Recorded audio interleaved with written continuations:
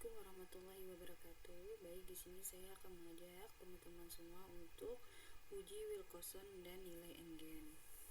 Untuk konsep uji Wilcoxon, baik kita ke itu.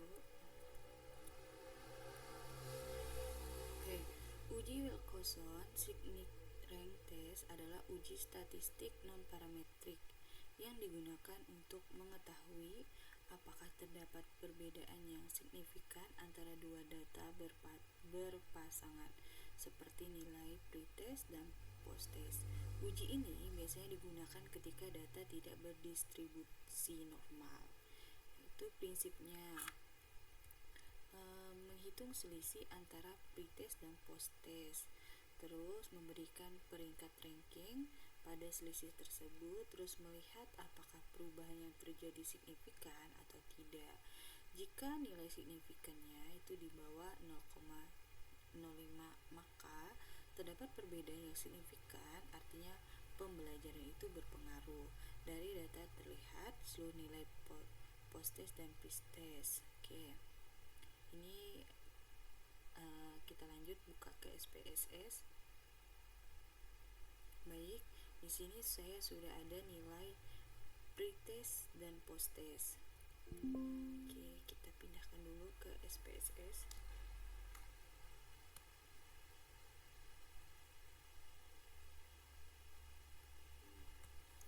Kopas. Oke, datanya di data view.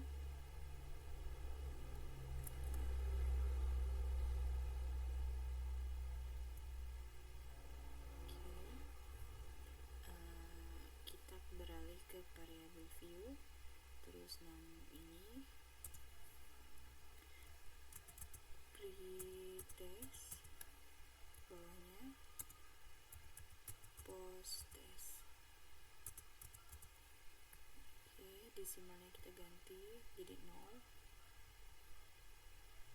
terus jadi 0, terus labelnya pretest dan posttest. Oke, kita kembali ke data view. Oke, untuk mencari uji Wilcoxon-nya, yaitu pertama kita klik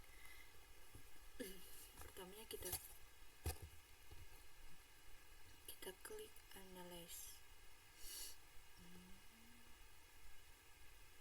Oke, terus karena ini non parametrik, jadi kita pilih non parametric test.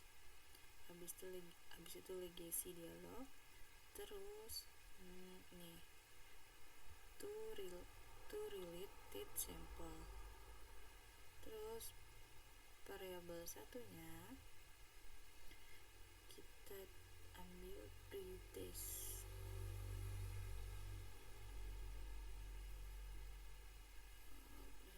Pretest. Oke, pindah.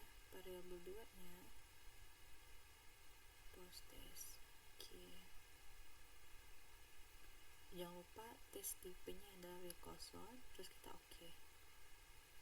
Oke, ini untuk rank data tersebut. Jadi ini sudah kita pindahkan.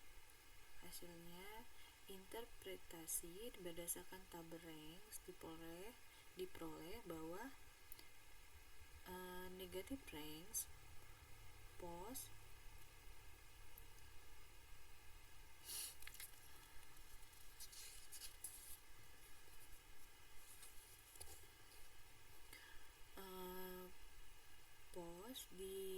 di bawah sebanyak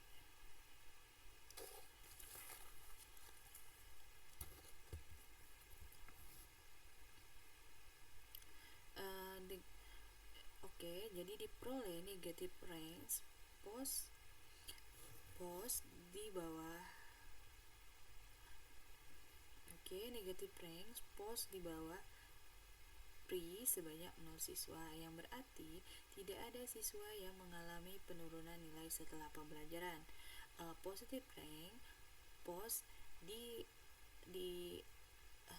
atas pre sebanyak 30 siswa, yang menunjukkan bahwa seluruh siswa mengalami peningkatan nilai dari pretest ke posttest. Jadi dari interpretasi yang sudah kita lihat tadi, negative range post di atas pre sebanyak 0 siswa, yang berarti tidak ada siswa yang mengalami penurunan nilai setelah pembelajaran. Sedangkan positive rank post di atas pre sebanyak 30 siswa, yang menunjukkan bahwa seluruh siswa mengalami peningkatan nilai dari pretest ke posttest. Tesnya yaitu post sama dengan pre sebanyak 0 siswa, artinya tidak ada nilai yang tetap atau tidak berubah. Jadi nilai mean rank sebesar 15,50 dan sum of rank sebesar 465,00. Pada positive rank menunjukkan bahwa peningkatan nilai yang terjadi cukup merata dan konsisten di seluruh siswa. Secara keseluruhan, hasil ini menunjukkan bahwa seluruh siswa mengalami peningkatan hasil belajar setelah diberikan perlakuan pembelajaran, tidak adanya penurunan maupun nilai yang tetap, menegaskan bahwa pembelajaran yang diterapkan memberikan dampak positif yang kuat terhadap peningkatan hasil belajar siswa. Oke, begitulah dari uji Wilcoxon. Selanjutnya kita akan beralih ke uji Engen. Oke.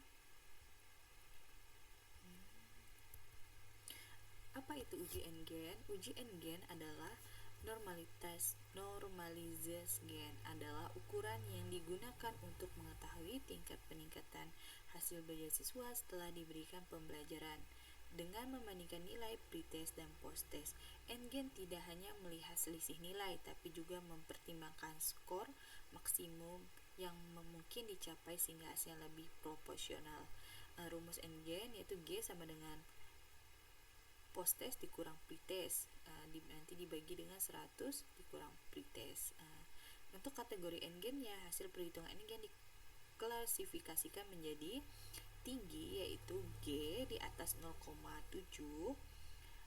sedangkan sedang yaitu 0,3 sampai dengan 0,7 itu dikategorikan sedang. Sedangkan rendah yaitu G-nya itu di bawah 0,3.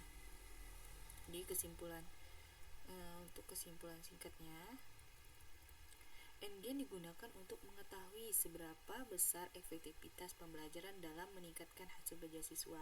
Semakin tinggi nilai Engen, maka semakin efektif pembelajaran yang diterapkan. Oke, kita akan mencoba menghitung Engen menggunakan SPSS ini dari nilai yang sudah ada. Baik, yang pertama kita akan mencari untuk menghitung selisih antara pretest dengan nilai posttest. Mohon maaf, selisih antara nilai posttest dengan nilai pretest. Oke, pertama kita akan ke transform, terus komputer variable, terus target variabelnya kita akan tulis posttest dikurang pretest. Posttest kurang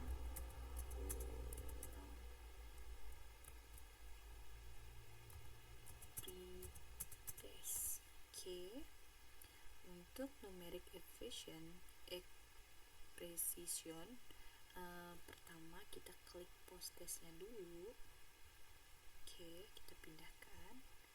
Terus kita klik tanda kurang. Terus kita ambil pretest, kita pindahkan.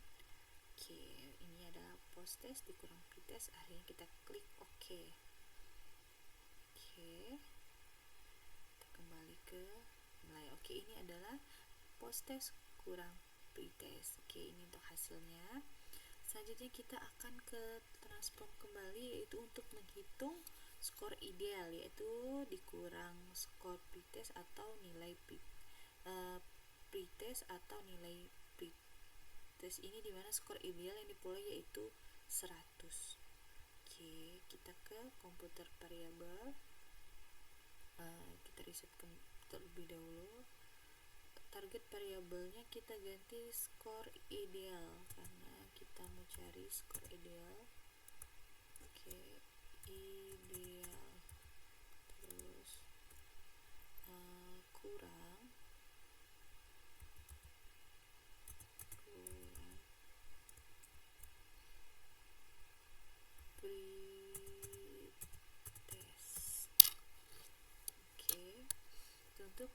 expressionnya pertama adalah 100, karena ini kan diperolehnya yaitu dari rumusnya itu 100. Oke, dikurang sama ini post-test kurang pretest nih, dikurang pretest, mohon maaf, dikurang pretest, pindahkan. Terus oke, kita kembali ke ini. Untuk ini skor ideal kurang pretest. Selanjutnya kita akan menghitung nilai N-gain score, yaitu kita klik transform, terus komputer variable, terus kita reset kembali, terus ininya kita ganti N-gain score, karena kita akan mencari nilai N-gain score-nya.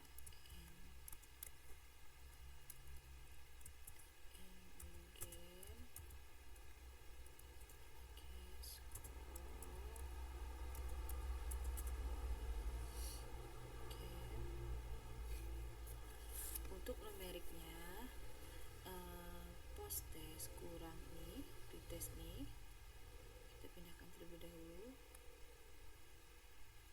Terus kita bagi dengan skor ideal.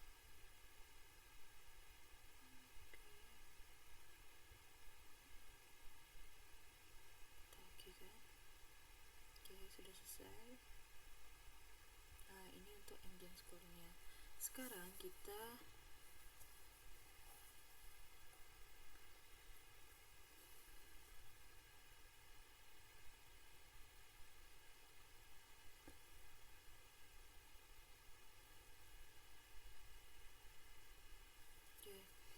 selanjutnya kita akan mencari nilai N-gain dalam bentuk presentase. Baik, yang pertama kita klik transform kembali, terus komputer variable. Habis itu kita reset terlebih dahulu. Targetnya itu kita ganti N-gain kurang tanda bawah present. Terus ininya numeriknya, pertama kita klik N-gain score, kita pindahkan, dikali dengan 100. Kelebihan kita okekan.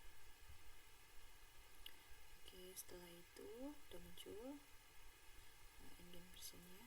Terus kita akan mencari untuk mengetahui tingkat efektivitasnya suatu metode atau treatment, kita bisa menggunakan nilai rata-rata, yaitu kita akan mencari nilai rata-ratanya. Pertama, analyze, terus kita ke descriptive statistik. Ini descriptive statistik, terus descriptive ini. Terus kita akan mengambil nilai skor dan nilai present. Kita tahan dulu. Pindahkan. Setelah itu kita Di sini saya akan berprestasi jumlah dari data N-nya itu adalah 30. Nih, artinya terdapat 30 responden atau siswa yang akan dianalisis tersebut. Palet N-nya sama dengan itu 30. Nih, palet N sama dengan 30, berarti tidak ada data yang hilang. Terus N-gain score-nya minimum itu 0,38, yaitu peningkatan terendah. Terus maksimumnya yaitu 0,66, peringkat tertinggi siswa. Sedangkan minnya yaitu 0,5081, artinya ini adalah rata-rata n-gainnya. Sedangkan standard deviationnya adalah 0,07337. Variasi data relatif kecil, yaitu data cukup homogen. Interpretasinya yaitu berarti nilai rata-rata n-gain 0,5081 ini 0,5081 ini berarti pada kategori sedang, yaitu 0,3 sampai dengan 0,7 itu berarti dia berkategori sedang. Berarti ini adalah kategori sedang. Minimnya artinya pembelajarannya cukup efektif dalam meningkatkan hasil beasiswa, tetapi belum maksimal karena masih di bawah 0,7. Untuk presentnya minimumnya adalah n-gain presentnya yaitu minimum 37,50%, maksimumnya yaitu 65,71%, sedangkan minnya yaitu 50%. Standard deviationnya itu 7,33744. Rata-rata peningkatannya sebesar 50,8%. Ini menunjukkan efektivitas pembelajaran berada pada kategori sedang atau cukup efektif. Oke, begitulah hasil dari pencarian dari uji Wilcoxon dan n-gain. Untuk hasilnya berarti ini dikategorikan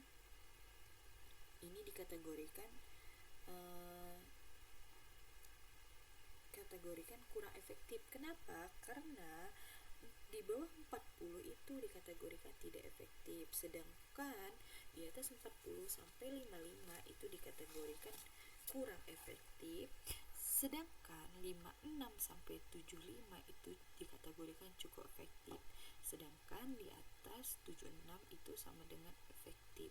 Sedangkan di sini sudah kita lihat bahwa ini rata-ratanya itu sebesar 50,8%. Jadi ini 50,8% ini. Jadi ini menunjukkan bahwa nilai tersebut yaitu kurang efektif karena 40 sampai 55 itu dikategorikan kurang efektif. Begitulah hasilnya. Baik, terima kasih dari saya. Mungkin sekian. Wassalamualaikum warahmatullahi wabarakatuh.